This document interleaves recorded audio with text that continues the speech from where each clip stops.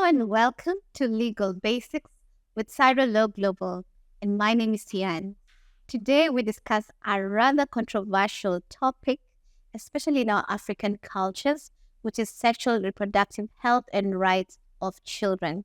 And to discuss this topic, I am joined by an expert in this field. I will let her introduce herself. Hello, everyone. My name is Nicola Bello. I work with the Cradle, the Children's Foundation. That's all you're going to tell us about you? Yeah. All right. So please, Nicola, explain to us what sexual reproductive health and rights are, and especially with regards to children. Okay. So it doesn't have a definition in the way other things would have a definition, like what is a leaf, it grows out of a tree. But when you're talking about sexual reproductive health rights, you're talking about basically everything that encompasses the complete well-being with regards to your sexual and reproductive health rights and any freedom or guarantees that are necessary for you to exercise the same. So, of course, it's large in itself, but when we're talking about children, maybe I can say there are so many things that violate children's sexual and reproductive health rights, and it moves from teenage pregnancies, early marriages, FGM, unsafe abortions, and then things that come up like cancer. Lately, we've been having a lot of cervical cancer cases, ovarian cancer, all of those, fistula, all of those ideally, endometriosis, all of those ideally interfere with the sexual and reproductive health of children. Okay. Well, I come from a community that is quite guilty of most of the things on your list. There's child marriages, there's FGM. But what is the climate like for sexual reproductive health rights of children in Kenya? I'm going to say it's easily forgotten. Okay. There's been, of course, very many interventions in that space. Of course, there was a time when everyone was anti-FGM, and there was an entire campaign. Yeah. Every other day, of course, we're tackling sexual violence, rape, and defilement. But the other places, I can say Kenya is still quite far in getting to where it needs to get to. There are things that have been put in place, but there's no linkage between them existing and their implementation. Several things, I can say the adolescent reproductive health policy.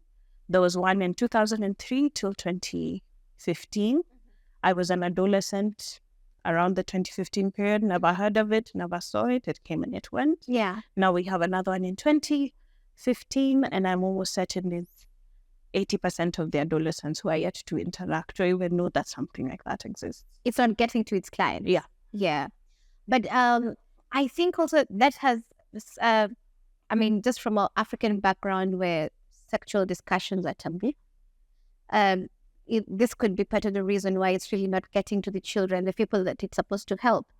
Because the classic African home, people do not talk about their sexual, anything sexual really.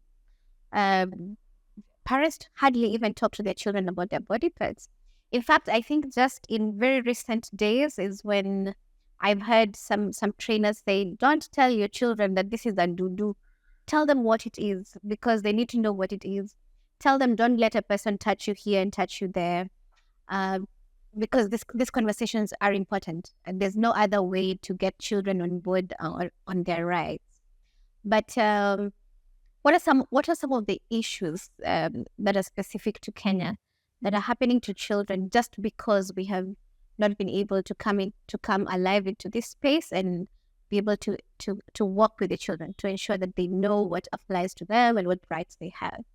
I'll start, of course, with the one that's everywhere, which is teenage pregnancies. And I'll maybe disagree, because we are taught somehow that sex is taboo and we do not speak of it with children.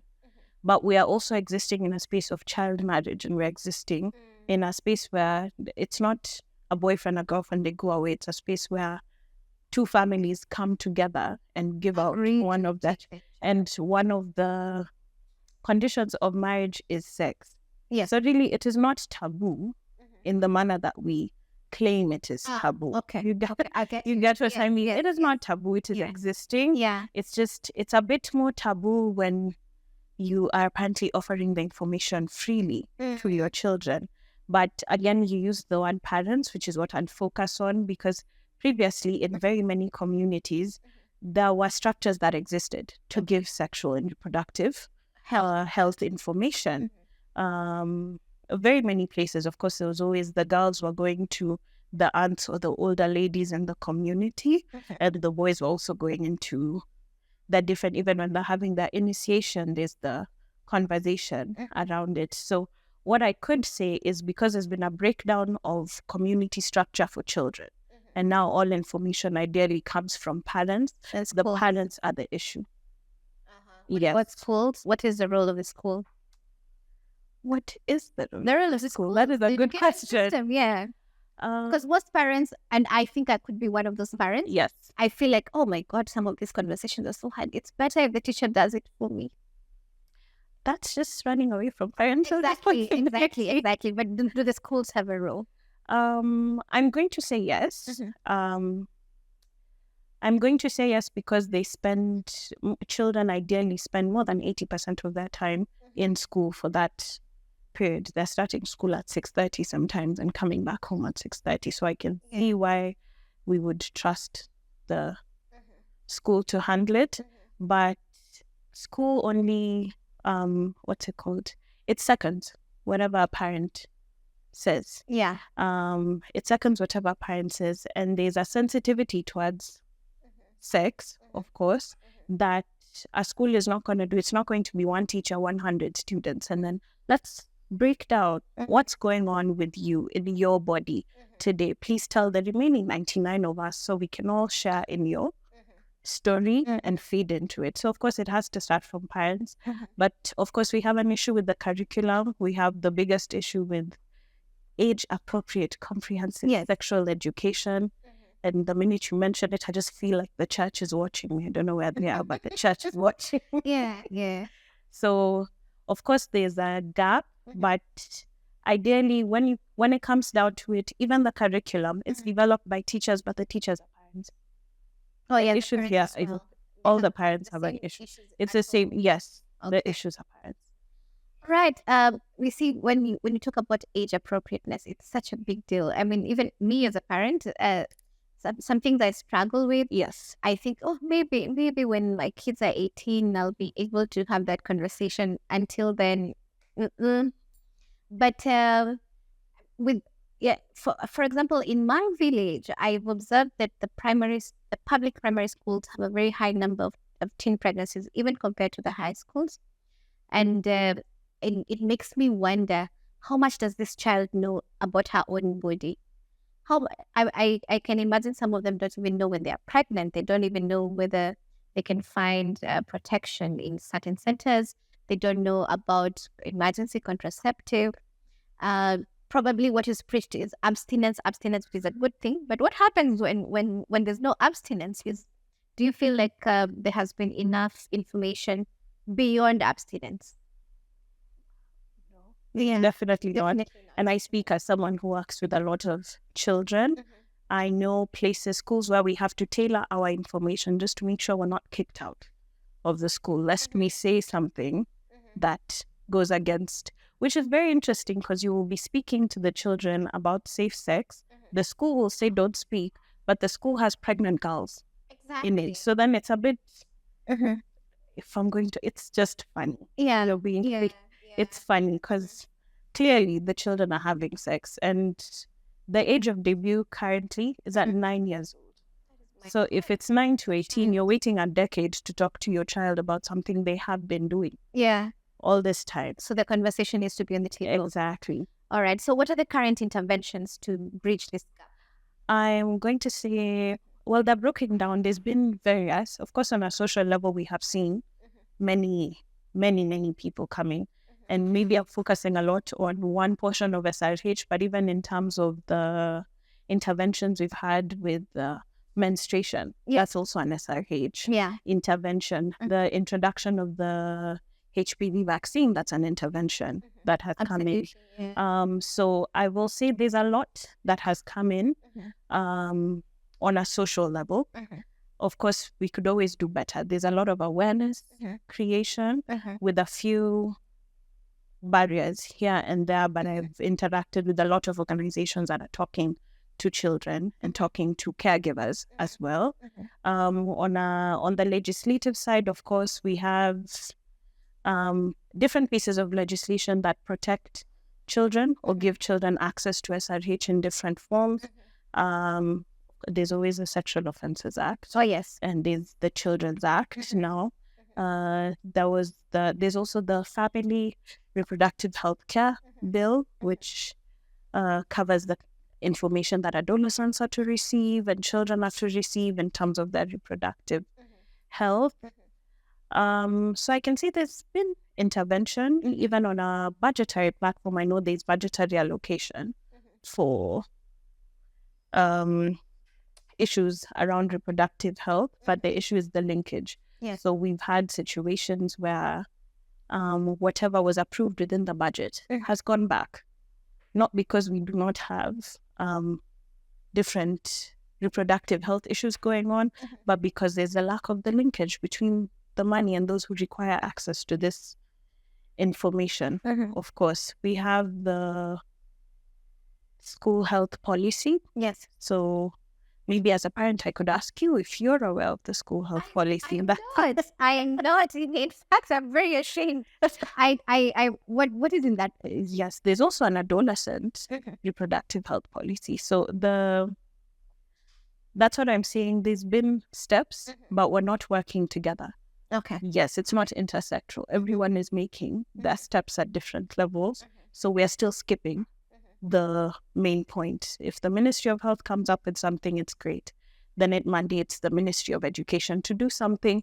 Then we've left a gap. Now, we didn't know the Ministry of Education was supposed to cover something, and especially life after COVID, schools are already fighting to finish the syllabus. Yeah. This wasn't the time they were coming in to give extra information about SRH, which also shows how we prioritize SRH. I always give an example of the Finance Act.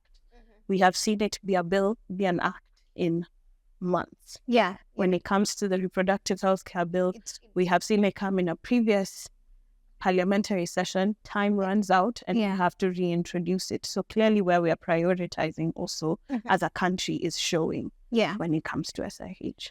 Okay, so to the viewer at home who feels that they have a duty to ensure that children are protected, that they're aware of their sexual reproductive health rights, and we are creating a better world, what can they do? In the simplest terms, the you and me effort. What is the you and me effort? I think the you and me just needs to talk. The conversation must be held. We need to talk to anybody who is willing to listen. We need to sit down and think of our own SRH experiences and try and see when SRH was introduced to us. Did we understand? I see people every other time. When I was in high school, the people who are having severe menstrual cramps, I went to university, and after university, I learned that they had endometriosis. They didn't know either. So the whole time, and if you've been to a Kenya public high school, you know how the nurses are. It's really amoxil for all your treatments. So I don't know how amoxil was treating endometriosis, but that in itself was a gap. Yeah. So if we already know the challenges it has been to access SRH information, we have to then have the conversation, do the research, and follow up. In fact, just today, I was asking Nicola, what was the first time you heard about the emergency contraceptive? I was in campus the first time I heard about the emergency contraceptive. And yet, I was raised in a family that was very woke. Yeah, I was raised in a family where my mom was a HIV researcher. We spoke about condoms and infections and discordant couples. Yet I had never heard of emergency contraceptive until I was in university. So how much more for the next person? There's a serious information gap. And as you say, parents, teachers, the adults around the children have to be willing to have The more tough open conversations, conversations yeah. about all these things, the changes they're undergoing. And there's the reality manage of them. children in They're- social media. Exactly. So whether you like it or not, They still will have sit the there. information. They would rather learn it from You you. You are the one When giving it's safer, tailored communication about what's happening. absolutely. Yes, the internet is crazy. It will tell the children everything. That you do. You Yes. to tell them. And it'll even defeat the purpose of this age-appropriate, comprehensive sexual education that we are fighting so strongly. The internet gives up. It's really PG-65. And you'd rather it started with you. Yeah. Now, I know it's a controversial issue, and just as I was telling you, I was watching a TED talk about a girl who is in the who is an ambassador of sexual reproductive health rights with children, and she raised that she was uncomfortable that in her country, LGBTQ children are demonized, and they are made to think of themselves as if you're religious enough, you would not feel this way, or you would not, maybe just as a general comment, just as a personal comment about this issue. I think those are actually two issues in one. You brought up religion, and that in itself is a big issue. But you've also said LGBTQ children. The beauty of the work we do is we should never be thinking of children in any sexual connotation. So LGBT, that's just, we just see children. You need to only be seeing children, because ideally children are not supposed to be engaging sexually, whether LGBTQ or heterosexual, until they're 18. So we bring issues that are not the real issue, whether a child is lesbian or gay, or heterosexual. If they're engaging in sexual activity, all of those are children in need of care and protection. So we forget that they're in need of care and protection, and now we want concentrate on their orientation. Which is not the issue. The issue is somebody somewhere is not taking proper care of your child, whether heterosexual, whether lesbian or gay. So that's one issue. Then when it comes to the church, and religion is everybody. I think I don't know if I'm allowed to say this, but I think the issues we have the most is you cannot raise the greatest afro with the least solutions. Okay. You cannot raise the greatest afro. Come up with a solution. Let's meet and compromise somewhere, but it can never be that every time someone is trying to move a solution, you're fighting it the hardest. Yes, and I'm a Christian myself. I know that people wait till marriage, but I also work with people who don't wait. That's the don't wait till marriage. And yes, just last week we were rescuing a girl who has been defiled by her father, and they have a child together now, unfortunately. So we're then going to put that child as well in the blanket of people who cannot receive SRH information because somehow it is ungodly. Yeah. It was ungodly for him to rape her, but now we have to do something about it. So really, you cannot fight every time we're making progress with zero concentrate on solutions. Exactly. I think that's a good take. Yeah. Viewers, concentrate on solutions. So that brings us to the end of our broadcast. If you have any questions and you want to contact Nicola, how can they reach you? They can reach me through the Cradle line. Yes. Do you have the Cradle email address? Yes, they can also contact info@thecradle.ke. All right. And if you have any questions for us, please write to us at info.smlawafrica.com. That's info.smlawafrica.com. You can also write to us through our old Gmail address, which is srhlawglobal@gmail.com. And before we close our broadcast, we would like to say thank you to the Cradle Foundation for facilitating the shooting of this series. We would also like to thank Mushiri Frames, which is our videography crew responsible for all these wonderful videos. Take care of yourselves, take care of your children. Tell them information. Do not keep it from them, because they will find it and they will not find it in the right way. That's it from us for today. Bye.